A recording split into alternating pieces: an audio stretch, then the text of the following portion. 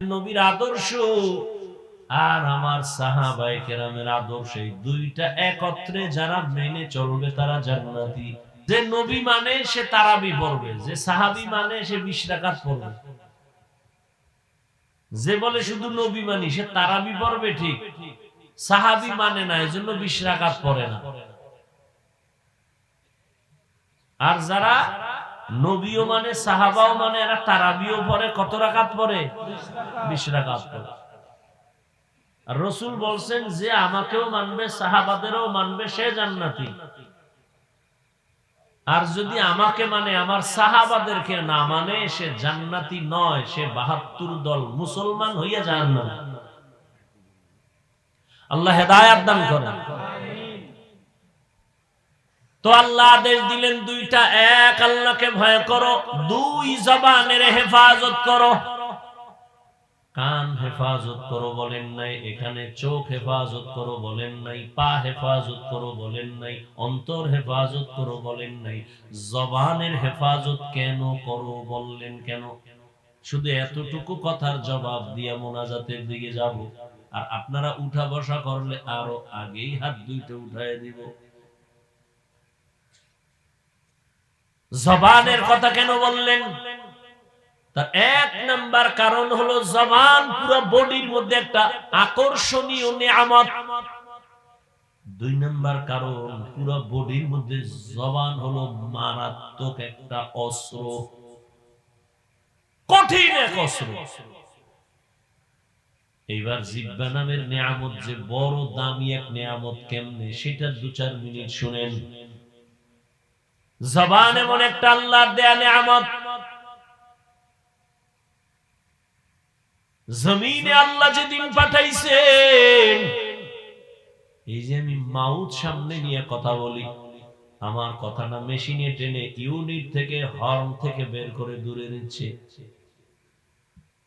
কিন্তু এটা কতক্ষণ চলবে একটা লিমিটেশন দেওয়া আছে। ফ্যানের বাতাস দিতেছে, দীর্ঘ টাইম লাগাতার চলতে গেলে হঠাৎ নেগেটিভ পজিটিভ এক হয়ে আগুন লেগে যাবে, মেশিন গরম হয়ে যাবে, মাইক বন্ধ হয়ে যাবে, ঠিক নেই? এবার চিন্তা করেন, এই আল্লাহ পশুকে চিন্তা করার মতো মেধা দেন নাই, দিছেন মানুষকে। মানুষ একটু চিন্তা কর, দুনিয়াতে আসার থেকে আজ পর্যন্ত 70-80 বছর পর্যন্ত, 30-40-50 বছর পর্যন্ত জিহ্বা নামের মেশিন যে নড়াচড়া কইরা কত হাজার হাজার কোটি কথা সাপ্লাই দিল। গাল ব্যথা করে, ঠোঁট ব্যথা করে, কপাল ব্যথা করে, মুখ ব্যথা করে, কোনদিন কথা বলতে বলতে জিহ্বা ব্যথা করে নাই। এই মেশিনটা কেমনে চলে? এটা কখনো গরম হয় না। এই মেশিন কে ফ্যানের বাতাস দিয়া ঠান্ডা করে? এ মোবাইলওয়ালা ভাই, সারা রাত মোবাইলের হক আদায় করতে গিয়া আনলিমিটেড কথা বলতেছে, মোহব্বতের আওয়াজ, কথা চলতেছে, মোহব্বত বাড়তেছে, কথা চলতেছে, মোহব্বত বাড়তেছে। হঠাৎ করে কথার লাইন কেটে গেছে। মোহব্বতের মাঝে লাইন কেটে গেলে ভাল লাগে। আরে ভাই কথা কন না কেন? মাথা গরম হয়ে গেল, লাইন কেটে গেল কেন? প্রথমেই তাকায় যে নেটওয়ার্কের ঝামেলা আসেনি, তাকায় দেখে না ফুল নেটওয়ার্ক। এরপরে ব্যালেন্স চেক করে দেখে কোনো টাকার অভাব আসেনি, দেখে না ফুল ব্যালেন্সও আছে, আনলিমিটেড কথা বলবো ঘুমায় ঘুমায়া। কাটলো কেন? ফট করে দেখে, আরে আমি 2 মিনিট কথা ঘুমাই নে, 48 মিনিট কথা হয়ে গেছে, টেরিফাই নেই। ফট করে চার্জ গেছি। কি গেছি গা? নেটওয়ার্কও ঠিক আছে, ব্যালেন্সও ঠিক আছে, কি নাই? চার্জ নাই। তাড়াতাড়ি পাওয়ার হাউসের সাথে লাইন লাগায় চার্জ কর, ফুল চার্জ দিয়ে নে। আবার কত টাইম লাগবে? কয় না, টাইম কমায় দে, ফাস্ট চার্জার লাগা। 1 ঘন্টার চার্জ মাত্র 20-30 মিনিটে হয়ে যাবে। এবার ফুল চার্জ দিয়ে এবার ধুম কথা বল, আনলিমিটেড কথা বলো, আর কাটবে না। মোবাইলে কথা বলো, ব্যালেন্সও আছে, নেটওয়ার্কও আছে, চার্জ নাই, আবার চার্জ দাও, না হয় কথা চলবে না। জিহ্বা নামের মেশিন নাড়ায় নাড়ায় এত কথা বলছো, বল কয়দিন চার্জ দিছো? কোনদিন এই জিহ্বা নামের মেশিন চার্জ যায় না, বন্ধ হয় নাই। এত বড় এক নিয়ামত, এক প্লেট খানা নিছো, তুমি খানা খাওয়ার জন্য বসছো, প্লেটের মধ্যে খানা নিয়ে তুমি চোখ দিয়ে তদন্ত করলা খানার মধ্যে কোনো ভেজাল আসেনি, চোখ ক্যান্সার দিল কোনো ভেজাল নাই, হাত দিয়ে নাড়াচাড়া করে দেখলাম কোনো ভেজাল আসেনি, হাত ক্যান্সার দিল নাই। এবার লোকমাটা উঠায় যখন ভিতরে দিছি, জিহ্বায় কয় সাবধান, ভিতরে নিস না, ঝামেলা। লোকমার ভেতরে ঝামেলা, ভিতরে নেওয়া যাবে না। কেন? হাত বলল ভেজাল নাই, চোখ বলল ভেজাল নাই, জিহ্বায় কয় আমার রাডারে ধরা হয়ে গেছে লোকমায় ভেজাল। কি বলে? একটা চিকন চুল আছে। কি আছে? চুল আছে। হালা এটা বাইরে হালা। জিহ্বা আটকায় দিছে, লোকমা বাহিরে ফেলে দাও। তাহলে হাতের থেকে জিহ্বা শক্তিশালী না, অথচ নরম। চোখ পারে নাই, ব্যর্থ হাত পারে নাই, জবান আমাকে সতর্ক করে দিল ভিতরে নেওয়া যাবে না।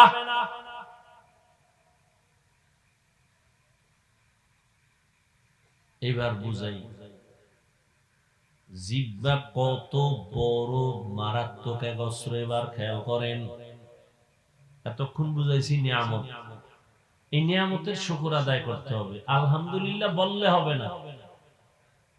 নিয়ামতের শুকর কি জানেন?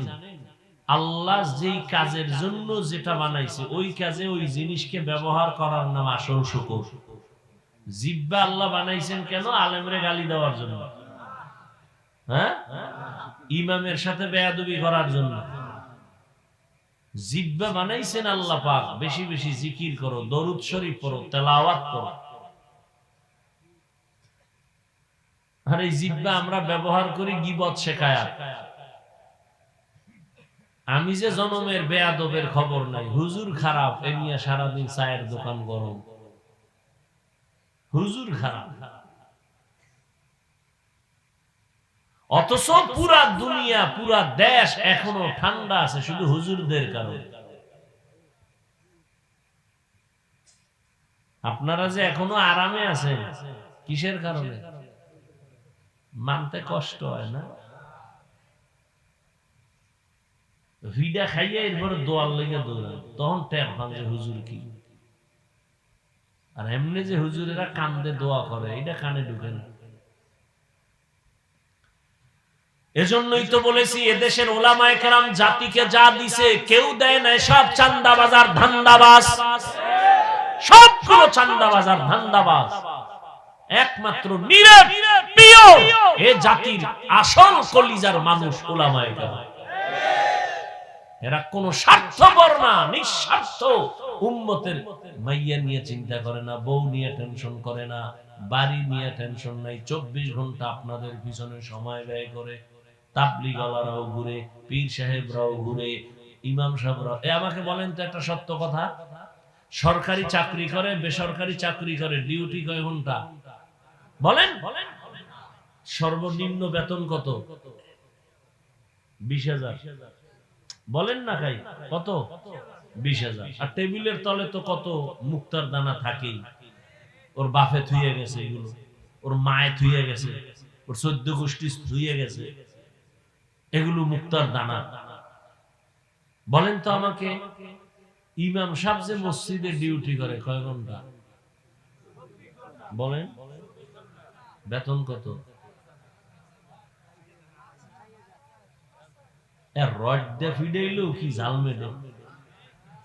এর থেকে জুলুম কি আর জমিনে আছে? 8 ঘন্টা ডিউটি করে 20,000 নিম্নে। এবার টেবিলের তলে কত পায়খানা আছে মুক্তার নামে, খাইয়া এক একটা ভাল্লুক হয়ে যায়। যত বড় ভিআইপি তত বড় মদখোর। সত্য কথা বলতে কষ্ট লাগে। যত বড় ভিআইপি তত বড় সুদখোর।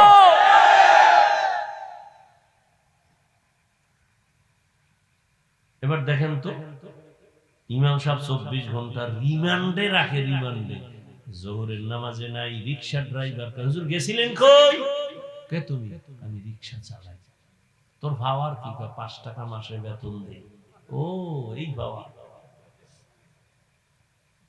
সভাপতি দেয় কত কয়? 100 টাকা। সেক্রেটারি কত কয়? 50। মাসের না মাস কয় না 6 মাস বাকি। আমি কি মিশা কইতেছি? আল্লাহ এমনি শান্তি দিবে? এর থেকে আর কি জুলুম হতে পারে? এর কারণ কি জানেন? এর দোষ আমাগো, কেউ দিয়ে লাভ নাই। শিয়ালের হাতে মুরগি আমানত দিছে, বন্ধু 3 দিন পরে নিয়ে নেব। শিয়াল খাইটা জিন্দা দেওয়া যাবে না, ফ্যাটের মধ্যে কিমা হয়ে যাবে।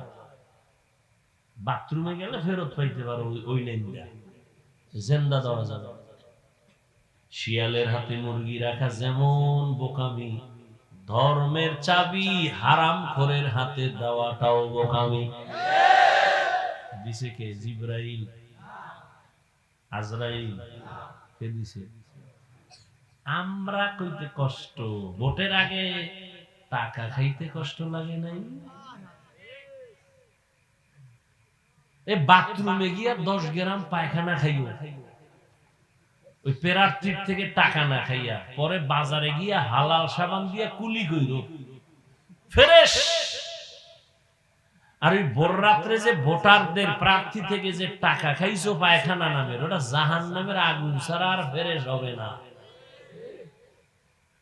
চেয়ারম্যানের গালি দাও কেন? চেয়ারম্যানের দোষ কি? তুমি বড় হারামখোর, খাইয়া চেয়ারম্যানের না হারাম খাওয়া শিখাইছো। চেয়ারম্যান আগে খাইছে না জনগণ আগে খাইছে? চেয়ারম্যান জানিয়ে না যে হাদিয়া দেওয়া লাগে আন্দার রাইতে। ভাই ভোটটা দিবা? হাদিয়া পাঠাইস। দিতে দিতে দিতে দিতে বস্তা শেষ। চেয়ারম্যান আর কি করুন? বাড়ি বেশ। আমার উপায় কি? বুঝো না? না, আমগো চেয়ারে বই আবার আমগোটা তুই খাবি। কোথায় তোর টেনশন নেই, নে বাড়ি বেশ। দিতে দিতে এবার চেয়ারে বইয়া জনগণের দা যাইছে বই বই খাইতেছে। জনগণ শিখাইছে না? কথা হয় না। লিখে রাখো কিছু কথা। জনগণ হারামখোর হলে ওদের নেতারাও হারামখোর হয়। জনগণ সুদখোর হলে নেতাও সুদখোর হয়। জনগণ নামাজি হলে নেতাও নামাজি হয়। আল্লাহ হেদায়াত দান করুন। একটু রাজনীতি বললাম না? হ্যাঁ, হুজুর ওয়াজ করেন খুব মজা, কিন্তু রাজনীতি করা যাবে না। তার মানে হইল ধর্ম আর রাজনীতি আলাদা। হ্যাঁ, চান্দাবাজি ধান্দাবাজির রাজনীতি আর ইসলাম আলাদা। কিন্তু সুলাইমান নবীর রাষ্ট্র চালানো রাজনীতি, ইউসুফ নবীর মিশর চালানো রাজনীতি, রহমতের নবীর মদিনা চালানো রাজনীতি আর কোরআন ইসলাম ধর্ম এক। যে কইব আলাদা তার ঈমান আলাদা। অজের ভ্যান্ডেলে যদি রাজনীতির, কোরআনের রাজনীতির কথা নাই বলা যায়, তো অজের ভ্যান্ডেলে রাজনীতির বক্তব্য কেন? মসজিদে যদি ইমাম সাহেব রাজনীতির বয়ান করতে না পারে, সেখানে রাজনৈতিক নেতা কেন ভোট চায়? এর কারণ পাইছেন না? একটু আগে না কইছি শিয়ালের হাতে মুরগি।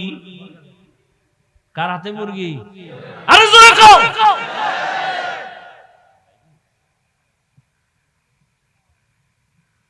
দেশ নাপাক হয়ে গেছে। এই নাপাক থেকে বাঁচাবার একমাত্র আদর্শ ইসলাম, রাসূলের আদর্শ। আল্লাহর কসম, এই জমিনে মদিনার আদর্শ ছাড়া কেউ শান্তি দিতে পারবে না। শুধু চাপাবাজি করতে পারবে, শান্তি জীবনে দিতে পারবে না। শান্তির একমাত্র ঠিকানা ইসলাম।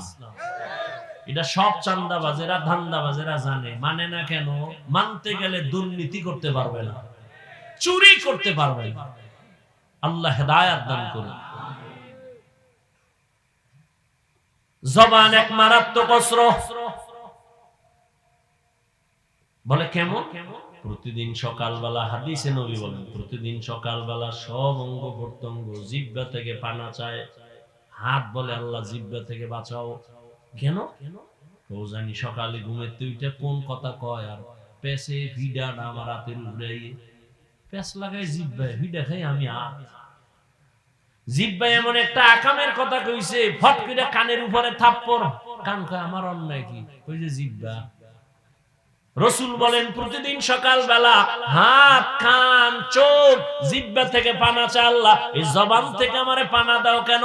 এটা মারাত্মক অস্ত্র। কয় কেমন? কয় ব্লেডের মতো, চারদিকে ধার, যেদিকে মারে কেটে যায়। ডাইনে মারে, বামে মারে। যেমন জিহ্বা নারায় নারায় একজনে কয় লা ইলাহা ইল্লাল্লাহ। কেউ হিন্দু ভাই, আমি লা ইলাহা ইল্লাল্লাহ, তুই তো মুসলমান হয়ে গেছো। জিহ্বার এক কথায় মুসলমান, আবার এই জিহ্বা নারায় যদি কয় আল্লাহ মানি, নবী মানি, কোরআন মানি, তবে ইসলামের রাজনীতি মানি না, একই জিহ্বার এক আওয়াজে বেঈমান।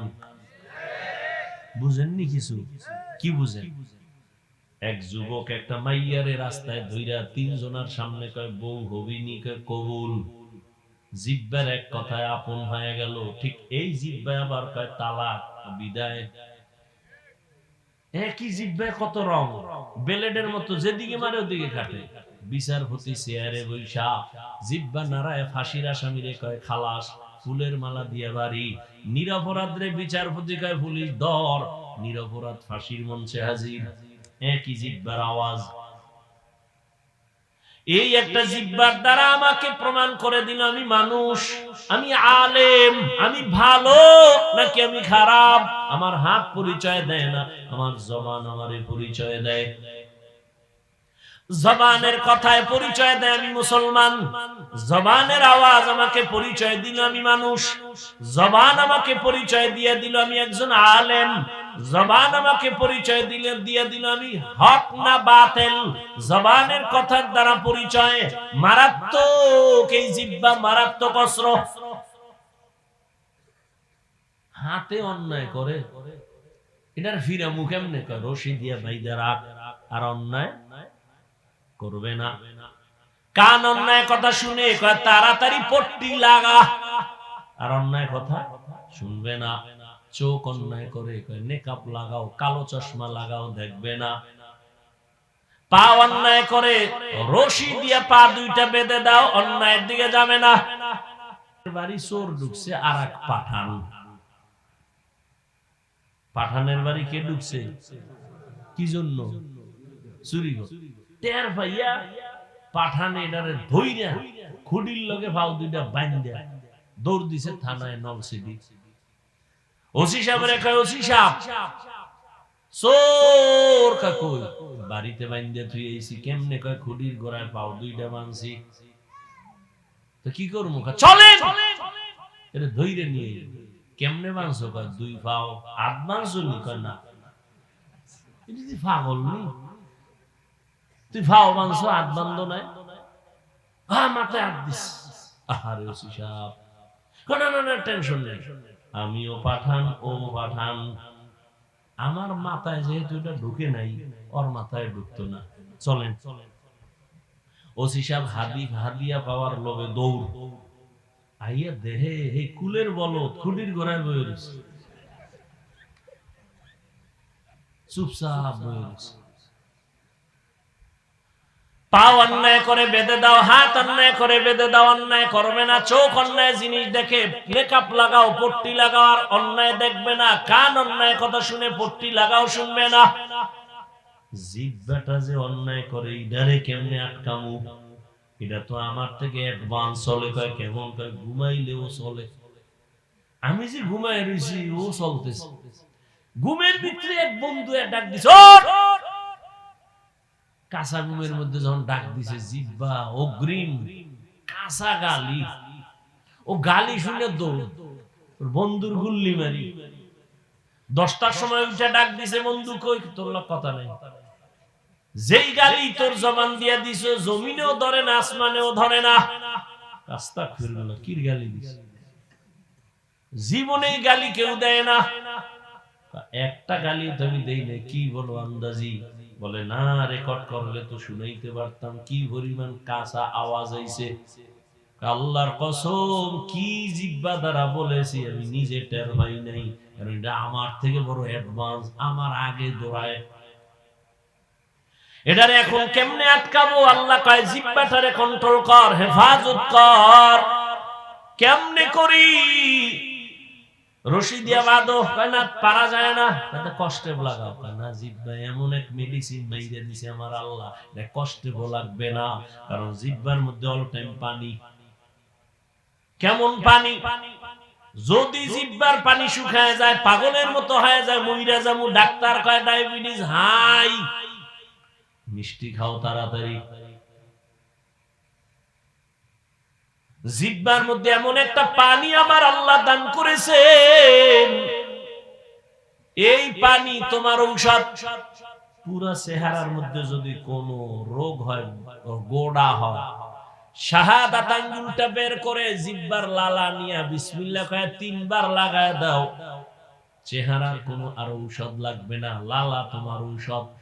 তবে হুন যুবকেরা, সারা রাত্র মোবাইলে আকাম কইরা ঘুম মাইরা যদি গোড়া উঠে, এডি তোর লালায় যাবে না। আর একটা ঔষধের কথা মানবি না তো, কষ্ট পাই এই জন্য, তারপরও বলি মানতে পারলে লাভ আছে। যারা ঘুমাবি, ঘুমের থেকে উঠা 1 গ্লাস পানি হাতে নিয়া ভেতরে মুখের যে লালা ওই সহ কুলি করে ভেতরে নিয়ে পানি পান করবি। খবরদার, ডাক্তার বলে, সায়েন্স বলে, চিকিৎসা বিজ্ঞানীরা বলে, ঘুমের মধ্যে যে লালাটা তোমার ভেতরে জমে, এটা শরীরের ঔষধ। পানি 1 গ্লাস নিয়ে কুলি সহ লালা সহ পান করে নাও, তোমার শরীরের ঔষধ। কুলি করে তুমি পানিটা ফেলবা না। এরে আল্লাহর বান্দারা, জিহ্বাটারে আটকান যায় না, কেমনে আটকাই? আল্লাহ কয় আমি তো জানি তুই দুর্বল, হাত আটকানো যাবে, চোখ আটকানো যায়, কান আটকানো যায়, জবান আটকাইতে পারবি না, তবে হ্যাঁ আমি আল্লাহ নিজে একটা মেডিসিন দিলাম, ওই মেডিসিন দিয়া জিহ্বাটারে কন্ট্রোল কর, ভিন্ন কোনো লাইনে কন্ট্রোল করতে পারবি না। ওই জিহ্বার মেডিসিন আমি আল্লাহ দিলাম, আর ওই মেডিসিনের নাম হলো তাকওয়া। তাকওয়া মানে আল্লাহর ভয়। আল্লাহর ভয় এটা অন্তরের মধ্যে জমা করো। যার মধ্যে একবার আল্লাহর ভয় আসবে, সে কখনো গালি দিবে না। একটা সন্তান মা বাবারে ভয় করার কারণে মা বাবার সামনে বাজে কথা বলে না, গালি দেয় না। ছাত্র শিক্ষকের ভয় করার কারণে শিক্ষকের সামনে ছাত্র বাজে কথা বলে না, গালি দেয় না। ঠিক একজন মানুষ যখন আমার আল্লাহকে ভয় করবে, ওই বান্দা গলায় ছুরি লাগাবে, দাড়ির মধ্যে অস্ত্র লাগাবে না। हर के दारत खौफे हकदार दिल मदारम जन्नतुल मअवा देहद उरा मकाम। তাকওয়া নামের মেডিসিন লাগাও। তাকওয়া কোথায় পাবা? তাকওয়া পাওয়ার একমাত্র ঠিকানা ওলি আউলিয়াদের নেক নজর। লিকুল্লি শাইইন মা'দিনুন ওয়া মা'দিনুত তাকওয়া কুলুবুল আরিফিন। আল্লাহ ওয়ালাদের নেক নজর হলো তাকওয়ার গোডাউন। আল্লাহ ওয়ালাদের নেক নজর লাগলেই তোমার অন্তরে তাকওয়া চলে আসবে। এমন যে ওলিয়া উলিয়া মানেই না, এই কপাল ভরার উপায় কি? জানি না কি উপায় হবে, তবে শুনো, যারা বলবা ওলিয়া উলিয়া মানি না, আমি বলবো, ঘোষণা দিয়া গেলাম, এরা কোরআন মানে না, বুখারী শরীফ মানে না, এরা ভণ্ড। এদের যারা ভণ্ড বলবে না, আল্লাহর কসম তারাও ভণ্ড। যারা বলে আমরা ওলিয়া উলিয়া মানি না, এরা কোরআনও মানে না, বুখারীও মানে না, এরা বাতিল। এদের যারা বাতিল মানে না, তারাও বাতিল। কি মনে হয় গাঞ্জা খাইয়া বইছি? হ্যাঁ, আল্লাহ হেদায়েত দান করুন। ওলিয়া উলিয়াদের নেক নজর শুনো দলিল। قال رسول الله صلى الله عليه واله وسلم اتقوا فراسة المؤمن فانه ينظر بنور الله। আল্লাহর প্রিয় বান্দাদের ফেরাসাতের পাওয়ার আছে, এটাকে তোমরা ভয় করিও। কারণ তুমি যা দেখো না তারা তা অনেক কিছু দেখেন, তবে চামড়ার চোখে না, আল্লাহর দেওয়া নূরের আলো দিয়ে দেখেন। খলিফাতুল মুসলিমিন ওমরে ফারুক রাদিয়াল্লাহু তাআলা আনহু খুতবা দিতেছেন, খুতবার মাঝে হঠাৎ করে একটা অপ্রাসঙ্গিক আওয়াজ দিলেন, ইয়া সারিয়াতাল জাবাল, ইয়া সারিয়াতাল জাবাল, ইয়া সারিয়াতাল জাবাল, এই সারিয়া, পাহাড় পাহাড় পাহাড়। ওমর যেখানে আওয়াজ দিয়েছেন সেখান থেকে সারিয়া 2000 কিলোমিটার দূরে ইরানে যুদ্ধ করে। সারিয়াকে জিজ্ঞাসা করা হলো, ওমরের আওয়াজটা শুনছিলেনই? কাছে বসে বললে যেমন শোনা যায় তেমনই শুনছি। আল্লাহর ভয়, এই ভয়ের নাম তাকওয়া। আল্লাহওয়ালাদের নেক নজর, এই ভয়টা যখন আসবে জীবন চলে যাবে, বান্দা গুনাহ করবে না। ওমরে ফারুক রাদিয়াল্লাহু তাআলা আনহু দিনের বেলা মানুষের বিচার করে, রাতের বেলা ঘুরে ঘুরে প্রজাদের খবর নেয়, জনগণের কি হালাত। ঘুরে গিয়ে দেখে বাগানের মধ্যে বাতি জ্বলে। ওমর গিয়ে আস্তে করে চুপচাপ দাঁড়াইছে রাতের অন্ধকারে, শুনে ভেতরে মহিলাদের আওয়াজ। মা তার মেয়েকে ডাক দিয়া কয়, এই মাইয়া, বাজারে দুধ বিক্রি করতে নিবি, পানি মিলাইয়া নিস। মেয়ে ডাক দিয়া কয়, ওমর যদি টের পায় রে মা, ওমরের কথার আগে তরবারি রেডি। ওমর কই কই কই?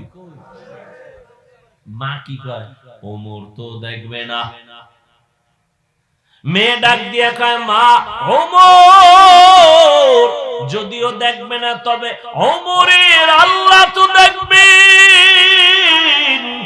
ওই আল্লাহরে ফাঁকি কেমনে দিব? ওমরের দূর শুইনা চলে গেছে। পরের দিন আদালতে লোক দিয়া পাঠায়, কয় অমুক এলাকায় যাও, ওই ঘরের মা মেয়ে দুজনরে ডাকো আদালতে। আদালতে ডাইকে বলে, এই আম্মা জান, বেয়াদবি মাফ করবেন, আপনার উপরে কোনো অভিযোগ নাই। আপনার মেয়েটা তো আমার মনে হলো বড় দামি, যে কোনো আল্লাহর বান্দির মতো না, এর মধ্যে তাকওয়ার পুরো পাওয়ার আছে। এই মেয়েটাকে আল্লাহ আপনাকে দান করেছেন, আপনি যদি রাজি থাকেন, আমি ওমরের ছেলের জন্য মেয়েটাকে বিবাহের বন্ধনে নিতে চাই।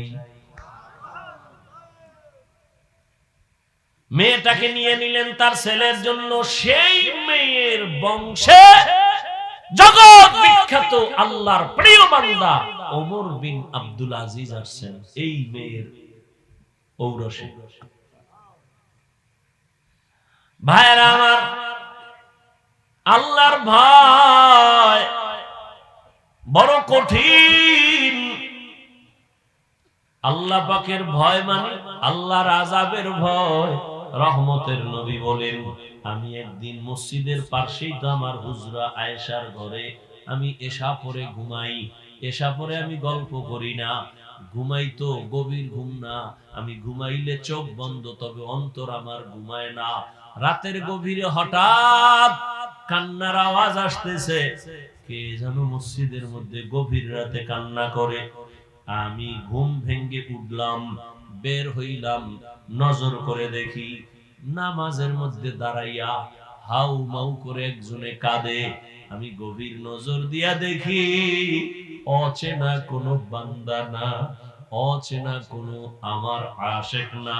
আমি তাকায়া দেখলাম জান্নাতের 1 নাম্বার সাহাবী আবু বকর নামাজে দাঁড়ায় দাঁড়ায় হাউ মাউ করে কান্না করে। আমি নবী অপেক্ষা করে, নামাজ শেষে আবু বকর আসলেন, আমাকে দেখে আশ্চর্য হলেন। আমি বললাম, আবু বকর এই রাতে নামাজে দাঁড়ায় কাঁদলেন কেন?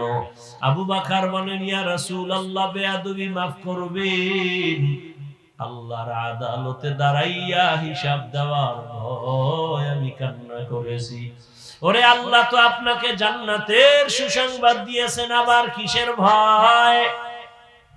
আবু বকর বলেন, ইয়া রাসূলুল্লাহ, কিয়ামতের ময়দান বড় ভয়ঙ্কর, আল্লাহর আদালত বড় ভয়ঙ্কর। আমার উপরে কোনো কারণে যদি আল্লাহ বেজার হয়ে যায়, আমার টিকিট ক্যান্সেল হয়ে যাবে, আমি আবু বকরের হাতে জাহান্নামের হ্যান্ডকাফ লেগে যাবে। ও নবী, আপনিই তো বয়ান করে বলেছেন হাসরের ময়দান কত ভয়ঙ্কর হবে। মানুষগুলো সবাই উলঙ্গ দাঁড়াবে, সূর্যের গরম, জমিনটা তামা হয়ে যাবে, জাহান্নামের আওয়াজ, এমন কঠিন হালাত হবে যে নবীরা পর্যন্ত কান্না শুরু করবেন। ওই সময় আমি আবু বকরের কি উপায় হবে, এই চিন্তা, এই ভয়, আমি চোখের পানি ছেড়ে কান্না করেছি। ও আমার কলিজার যুবক বাবারা, পর্দার আড়ালের মা বোনেরা, বৃদ্ধ বাবাজিরা, কয়দিন আর দুনিয়ায় বাহাদুরি করবা? চোখের সামনে কত লাশ আর লাশ। ও যুবক, স্কুলে পড়ো, কলেজে পড়ো, চাকরি করো, বাধা নাই।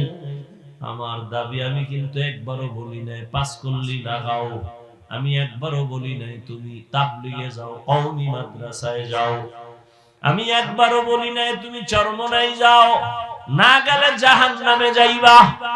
না, আমি যেটা বুঝাইতে চাই বাবা, আল্লাহর ভয় অন্তরে জমা করো, আল্লাহর মোহাব্বত নিয়ে চলো। তোমার মতো কত যুবক স্কুলে পড়ে, কলেজে পড়ে, চাকরি করে, ব্যবসা করে, 5 বেলার নামাজ পড়ে আসেনি। বলো বাবা, তুমি কেন পারবা না? তুমি স্কুলে পড়ে ডাক্তার হও, ইঞ্জিনিয়ার হও, কলেজ ভার্সিটিতে পড়ে একজন প্রফেসর হও, তবে আমার একটা দাবি, বেয়াদবি করবা না। মা বাবার বেয়াদবি নিয়ে যদি বরদোয়া পাও, জীবন ধ্বংস হয়ে যাবে। শিক্ষকের বরদোয়া নিবা না, আলেম ওলামার সাথে বেয়াদবি করে বরদোয়া নিবা না, জীবন ধ্বংস হয়ে যাবে। এখনো সময় আছে, তওবা করে নাও। ডাক্তার যদি হও, আদবওয়ালা ডাক্তার হইও। ইঞ্জিনিয়ার যদি হও, আদবওয়ালা ইঞ্জিনিয়ার হইও। তোমার আচরণে কোনোদিন যেন মা বাবা কষ্ট না পায়, শিক্ষক কষ্ট না পায়, উলামায়ে কেরাম কষ্ট না পায়। অন্তরের বুঝাইয়া এখনো সময় আছে, লাইনে চলে আসো। তোমার মতো যুবক র‍্যাব, আর্মি, পুলিশ, বিডিআরের চাকরি করে, নামাজ ছাড়ে না, মনের বুঝাও তুমি কেন পারবা না? তোমার মতো যুবক ডাক্তার, প্রফেসর, ইঞ্জিনিয়ার, নামাজি, তুমি কেন পারবা না? এখনো সময় আছে, মনের বুঝায় তওবা করে নাও। ও পর্দার আড়ালের মা বোনেরা, আপনাদের জীবন কতই ধন্য। আপনারা নবীদের মায়ের মতো দামি মা, সাহাবায়ে কেরামদের মায়ের মতো দামি, আয়েশা রাদিয়াল্লাহু আনহার মতো দামি, ফাতেমা রাদিয়াল্লাহু আনহার মতো দামি, খাদিজা রাদিয়াল্লাহু আনহার মতো দামি। এরে আম্মা জান, এ কারণে আপনাদের এত সম্মান। আপনার মতো কত মা এখনো আছে, বেপরদায় চলে না, নামাজ ছাড়ে না, মোবাইলে সময় নষ্ট করে না, স্বামীর মাল খেয়ানত করে না। আপনারা কেন পারবেন না? এখনো সময় আছে, তওবা করেন। আপনাদের কারণেই তো দুনিয়াতে ভালো ভালো সন্তান আসছে। 1 মিনিট একটা ঘটনা বলে শেষ করি। আল্লাহর এক বান্দা মদিনাতুল মুনাওয়ারা থেকে ভারতে আসছে কালেমার দাওয়াত দেওয়ার জন্য। আল্লাহর বান্দা দাওয়াত দিতে দিতে 90 লক্ষ বেশি পরিমাণ বিধর্মী তার হাতে মুসলমান। বান্দার নাম আপনারা সবাই জানেন, খাজা মুঈনুদ্দিন চিশতি আজমিরি রাহমাতুল্লাহি আলাইহি। পর্দার আড়ালের মা বোনেরা ভালো করে শুনবেন, যুবক বাবারাও শুনো।